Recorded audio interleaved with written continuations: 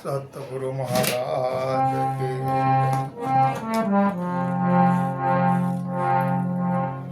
માને લઈએ ગંગા સત્ય માની ગુરુ મારા ગાડોડે ને મુझ પર કે દે મહેર મોરો બતાવો મારા મતણો ઉતર ગયા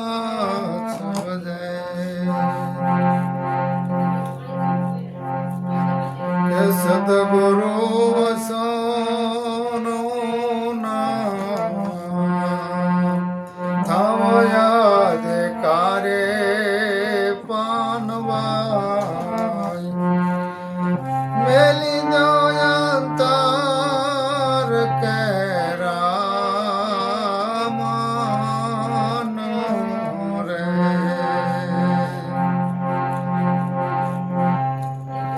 આલસ મેલીને તમે આવો રે વેદાન માને સમજો સતગુરુ કેરી એહસાન રે આવા સતગુરુ થાવ યાદ કારને મેલી દોયંતર કેરા માન રે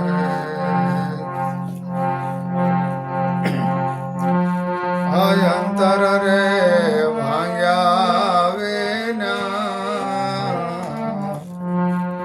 ઉભરો ને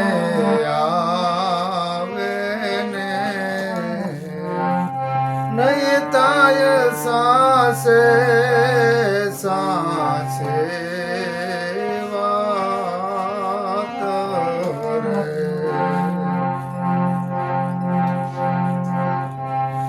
હાટે રે ચોટે જ્યારે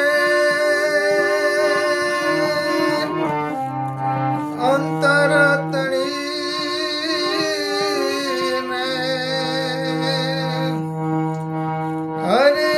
દેખાશે સાક્ષાત રે માટે સતગુરુ વચન થાવ યાદ કારને મેલી દોયંતર કેરા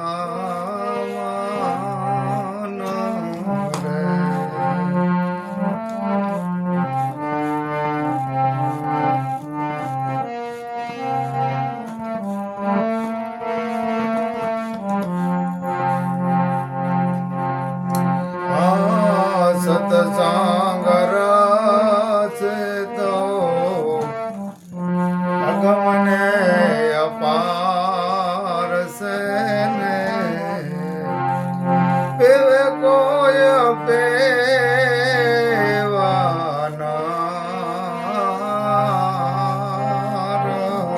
રે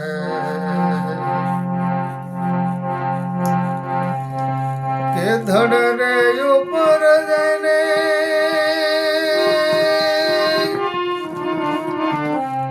શેષ ન મળે પાનવાય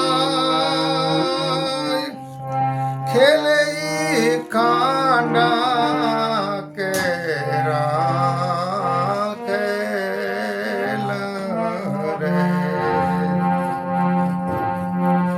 સતગુરુ વચન થાવ યાદ કારને મેલી દોયંતર કેરા માન રે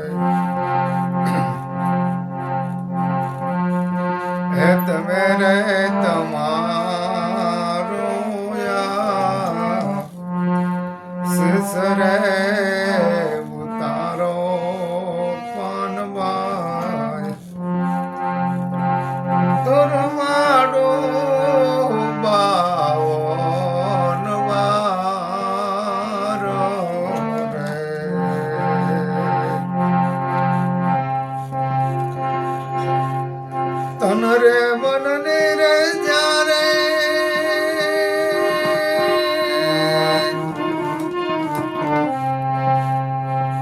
શુદ્ધ બોધ બોલો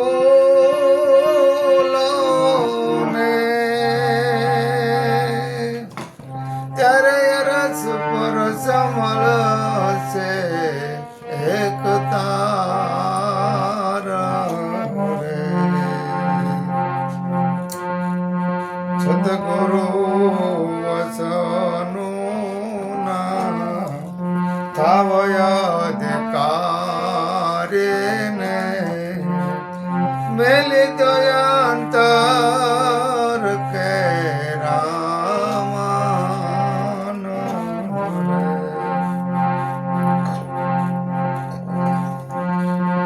હું રે મારું એ તો આ મનનું છે કારણ પાનવાય એ મન જ્યારે મારી જાય રે ગંગા રે સતી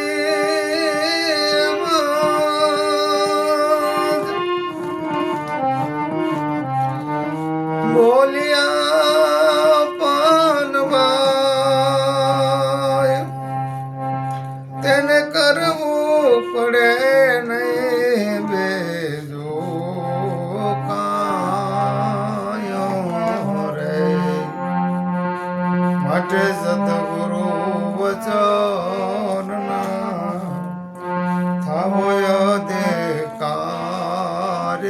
ને મેલી દયંતર કેરા હે માન રે સતગુરુ મહારાજ કી જય. કરીએ થોડીક વાત કે સતગુરુ વસનના થાવો અધિકારી પાનભાઈ. જે સદગુરુ મહારાજ જે વસન આપે છે એ સદગુરુ મહારાજ કહે છે કે આપ આ વસનના અધિકારી બની જાઓ અને મેલી દો અંતર કેરામાન. અંદર જે તમારી અંદર સૂક્ષ્મ રૂપી જે કાંઈ માન પીડ્યું છે કે મને કોઈ માન આપે, મારું સન્માન કરે, આવું જો કાંઈ હોય તો અંતરથી અંદરના ભાવથી મેલી દો અને સમજો સદગુરુની શાન. સદગુરુ શાનમાં શું સમજાવી રહ્યા છે? અંતર ભાંગ્યા વિના, આ જે અંતર છે એ અંતર ભાંગ્યા વિના ઉભરો નહીં આવે. ગુરુ મહારાજ કહે છે કે હે બાળક, અંતર ભાંગ્યા વિના ઉભરો નહીં આવે અને નહીં થાય હાંસી હાંસી વાત. આંટી છૂટે જો અંતર તણી. અંતરની અંદર જે ભ્રમણા રૂપી આંટી છે, હું કંઈક છું, મારે કંઈક બોલું છે, હું પૈસાનું, સંપત્તિનું, મકાનનું, વાડીનું, ઘોડીનું કોઈ પણ પ્રકારે અહંકાર સૂક્ષ્મ રૂપી પીડ્યો છે, ત્યાં લગણ આ આંટી છૂટે એવી નથી. હું દેહ છું એ મોટી આંટી છે એ પણ છૂટે એવી નથી. આ આંટી જો મૂકે તો અંતર તણી તો તમને આ બધી વાત સાચી છે એ સમજાય છે. આંટી છૂટે અંતર તણી તો આનંદ ઉપજે છે અને હરિ દેખાય છે સાક્ષાત. જે હરિને તમે જો મળવા જઈ રહ્યા છો એનો તમને પરિપૂર્ણ અનુભવ થઈ જાય છે. સત્સંગ રસ પાનબાઈ અગમને અપાર છે. અગમ છે, જેનો ગમ ન કરી શકે, એનો કોઈ એન્ડ નથી, એનો કોઈ છેડો નથી, એવો અગમ છે. સત્સંગ રસ અગમને અપાર છે પાનબાઈ, પણ પીવે કોઈ પીવનહાર. ધડ ઉપર જેને શીશ ન મળે પાનબાઈ, ઈ ખેલે આ ખાંડાના ખેલ. ધડ ઉપર જેને શીશ ન મળે પાનબાઈ, ઈ ખેલે આ ખાંડાના ખેલ. હે પાનબાઈ, તમે તમારું શીશરે ઉતારો પાનબાઈ, તો રમાડું 52 બાર. અહંકાર રૂપી, અભિમાન રૂપી જે કાંઈ છે એ શીશ તમે ઉતારી નાખો તો તમને રમાડું 52 બાર. અને એ શીશ ઉતરી ગયા પછી, એ અહંકાર અભિમાન ઉતરી ગયા પછી, હું દેહ નથી, હું સચ્ચિદાનંદ સ્વરૂપ છું, આવો જ એક ભાસ થઈ જાય, આવો જ એક અનુભવ થઈ જાય. હું કરતા નથી, હું કરતા છું, મને કોઈ કરાવનાર છે, આવું 100% નક્કી થઈ જાય તો 52 બાર રમી ગયેલા જ છે. ગુરુ મહારાજ રમાડવા ન આવે, રમી ગયેલા જ છે. પણ સમજાવવા માટે પાનબાઈ માને ગંગા સતી માં કહે છે તો રમાડો 52 પછી રમી જાય છે એટલે કહે છે કે હવે મને એ રમત આવડી ગઈ. તન મન ને જ્યારે તમે સુધી ભૂલશો પાનબાઈ ત્યારે અરસપરસ મળશે એક તાર. ત્યારે અરસપરસ એક તાર મળશે. આપણે અંદર એક શબ્દ ગાજી રહ્યો છે, આપણે અંદર એક નામ ગાજી રહ્યું છે, જે પોતાનું નામ છે એ આપણે અંદર રમી રહ્યું છે, ગાજી રહ્યું છે. સર્વ સ્થળે સર્વ જગ્યાએ નામ ગાજી રહ્યું છે. એ તાર અરસપરસ મળશે એક તાર. ગંગા સતી માની વાણી લઈએ અને જો એ વાણીને જેમ જેમ સમજીએ તો ગંગા સતી માએ જે ભક્તિનો મહિમા બતાવ્યો છે, ત્રણેય પ્રકારે બતાવ્યો છે. અને ત્રણેય પ્રકારે જો સમજીને સાધક હાલે તો એને અનુભવ થતા વાર લાગે એમ નથી. પણ નિર્મળતાથી અહંકાર અભિમાનનો ત્યાગ કર્યા પછી, મન શું છે એને સમજ્યા પછી, ઇન્દ્રિયો ઉપર જે કાંઈ સંતોએ કીધું છે એની ઉપર, એ વિષયો ઉપર વિજય ધીમે ધીમે ધીમે ધીમે જેટલો પ્રાપ્ત થાય એટલો કર્યા પછી અનુભવ પણ એ પ્રમાણે થતો જાય છે. હું અને મારું આ બે વસ્તુ છે હે પાનબાઈ, આ મનનું કારણ છે. હું અને આ મારું છે. આ હું છું અને જે કાંઈ છે એ મારું છે. આ હું અને મારું આ બે છે એ મનનું કારણ છે પાનબાઈ. એ મન જ્યારે મરી જાય અથવા એ મન જ્યારે મટી જાય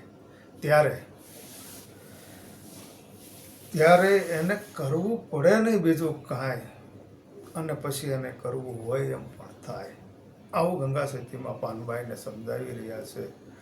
પણ જ્યાં લગન અહંકાર અભિમાન, હું કંઈક છું, મને જ્ઞાન છે, સત્સંગ આવડે છે, હું કંઈક જાણું છું, હું કંઈક સમજું છું, હું કંઈક કોકને સમજાવી રહ્યો છું, ત્યાં લગન આ સદગુરુનું જે વસન આપ્યું છે એના અધિકારી નથી બન્યા. કારણ કે વસન આપી દીધા પછી ગંગા સતીમાં પાનબાઈને કહી રહ્યા છે કે આના અધિકારી બનો. જે કાંઈ શબ્દ છે, વસન છે, એના અધિકારી બનો અને તમારા શ્વાસની ગતિએ શું ચાલી રહ્યું છે, તમારો શ્વાસો કેમ ચાલી રહ્યો છે એનો અભ્યાસ કરો. ગંગા સતીમાં એક એક વાણી લઈએ તો સાધકને અનુભવ થઈ જાય એમ છે, જાણી શકાય એમ છે પોતે કોણ છે, કેવી રીતથી સૌ, હું ક્યાંથી આવ્યો છું, ક્યાં જવાનો છું, શું છે, એ બધો સાધકને અનુભવ થઈ જાય એમ છે. પણ જે સંતોએ કીધું છે એ પ્રમાણે આપણે ચાલીએ. ગંગા સતીમાં એ કહ્યું છે એ પ્રમાણે ચાલીએ. જે કાંઈ મારાથી વર્ણન થયું એટલું મેં ટૂંકમાં વર્ણન કર્યું છે. અને સર્વને સીતારામ.